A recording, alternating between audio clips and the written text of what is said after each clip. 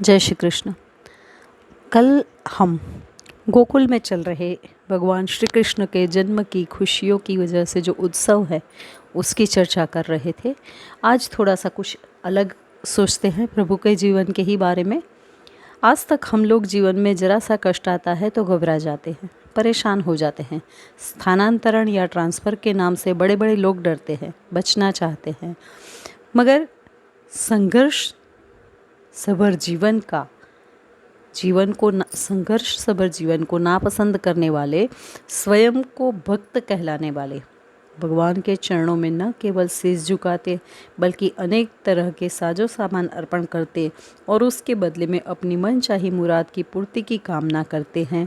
ऐसे भक्तों से ये कहने का मन अवश्य होता है कि जिस भगवान से आप सुख सुविधाएं मांग रहे हैं, बिना संघर्ष का स्मूथली चलने वाला जीवन मांगते हैं, भगवान स्वयं उनके जीवन में कितना संघर्ष है। क्या उन्होंने इस संघर्ष से बचकर भाग निकलने का प्रयास किया? प्रयास छोड़िए, क्या ऐसी कभी चाहत भी की? जहाँ तक हमारी समझ है, इन सब दिव्य संताओं ने संघर्ष को जीवन में स्वयं या तो आमंत्रित किया है या फिर कम से कम भागने की बजाय उनका डटकर सामना किया है और उन्हीं विपरीत परिस्थितियों से दो दो हाथ करके वो बने हैं जिस रूप में हम उन्हें जानते हैं, वो मानते हैं। राजकुमार व युवराज राम अयोध्या से चलकर 14 वर्ष के वनवास में अनेक संकटों का सामना करते हैं। कदम कदम पर मिलने वाली असुविधाओं को पत्नी व लघुभ्रता सह सहते और असुर विनाश व संत समागम का एक सुंदर संयोग पाते जब वापस लौटते हैं तो वह एक राजकुमार नहीं बल्कि मर्यादा पुरुषोत्तम राम बनकर लौटते हैं। इन 14 वर्ष की संघर्षपूर्ण यात्रा ने युवराज राम का मर्यादा पुरुषोत्तम श्री राम के रूप में निर्माण किया है। रामायण से इस वनवास के 14 वर्ष को बस निकाल दिया जाए तो क्या बचता है? एक राजा, 4 पुत्र, चारों का विवाह, बड़े को राजा बनाया, खाए पिए राज की, ये कहानी समाप्त। इसी तरीके से कृष्ण के जीवन में भी जो भी संकट आए, उन संकटों ने ही उन्हें अवतारी चेतना के रूप में स्थापित किया। स्थानांतरण या माइग्रेशन जितना कृष्ण के जीवन में है, शायद उतना किसी और के नहीं। कारागृह में जन्म लेते हैं, जन्मदात्री का दूध तक नसीब नहीं हुआ और प्राण बचाने भागना पड़ा गोकुल।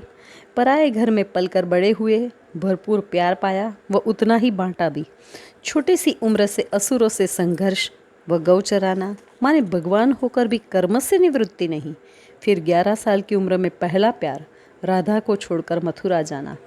कंस को मारकर जब स्वयं राजा बन सकते थे तो गुरुकुल जाना। जवान हुए तो जरासंध व काल यवन से युद्ध से भागकर द्वारिका बनाई।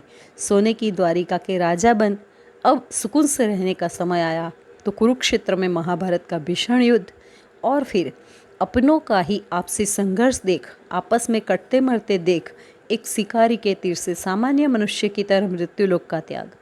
भगवान कहकर पूछते हैं हम उन्हें, लाला या लड्डू गोपाल के रूपों में अपने घर में रखकर लाड़ लड़ाते हैं, स्नान श्रृंगार भोग आदि करते हैं।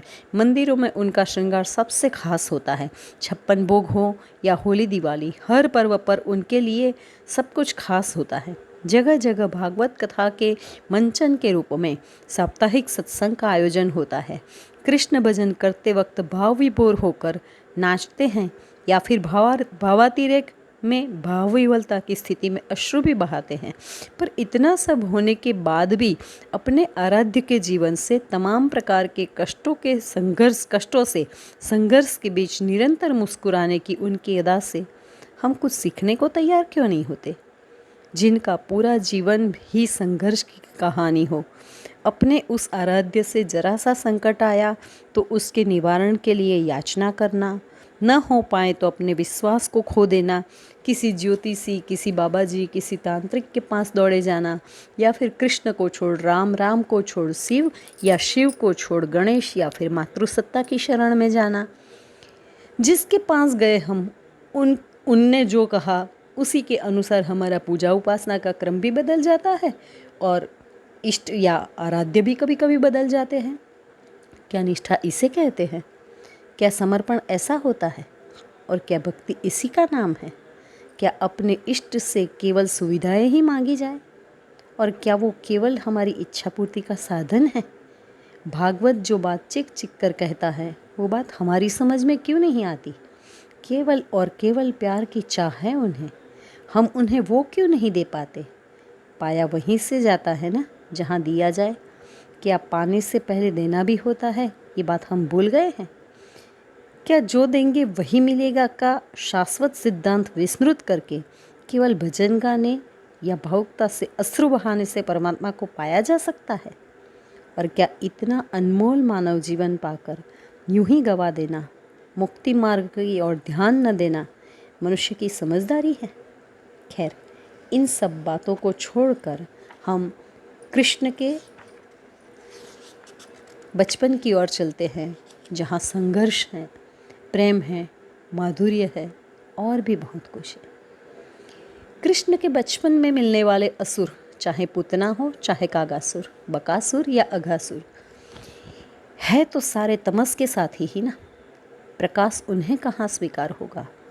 घोर अंधेरी रात, जिन चिमगादड़ या उल्लुओं के लिए सवेरा हो, उत्सव का मौका हो, यहाँ तक कि यह अंधकार ही जिनका जीवन हो, उनसे ज्ञान के प्रकाश की, समझदारी के उजियारे की उम्मीद भी तो व्यर्थ ही है ना। और ऐसी उम्मीद जो कर ले वो नादान नहीं होगा। नादान नहीं तो और होगा क्या? Excuse me, sorry. ऐसी उम्मीद जो कर ले वो निराश नहीं होगा तो और क्या हो सकता है? पर इस घोर निराशा की अंधेरी रात के बीच आशा की एक किरण के रूप में नन्हे से बाल रूप में कृष्ण हैं, और उनके सक्रिय होने की, दुष्टताओं के दमन व श्रेष्ठता के अभिवर्धन की अपनी प्रतिज्ञा को पूर्ण करने लायक बनने की प्रतीक्षा जगत कर रहा है। पर कृष्ण को इतना धैर्य कहाँ, या यूँ कहिए कि दुष्टता को उतनी प्रतीक्षा कर अपनी मौत का मंजर देखने जितनी धीरज कहाँ है। वो तो जैसे जलते दिए पर पतंगा अपना सर्वस्व न्यौछावर कर देता है। कृष्ण को बाल्यावस्था में ही मारने का स्वप्न लेकर स्वयं ही उस अग्निपुंज से भिड़ने का दुस्साहस करते वह कृष्ण बलराम के हाथों खेल ही खेल में अपने विनाश को पाते देखे जा सकते हैं। और उसमें प्रारंभ हुआ पूतना से। पूतना की बात कल करेंगे। जय गुरुदेव।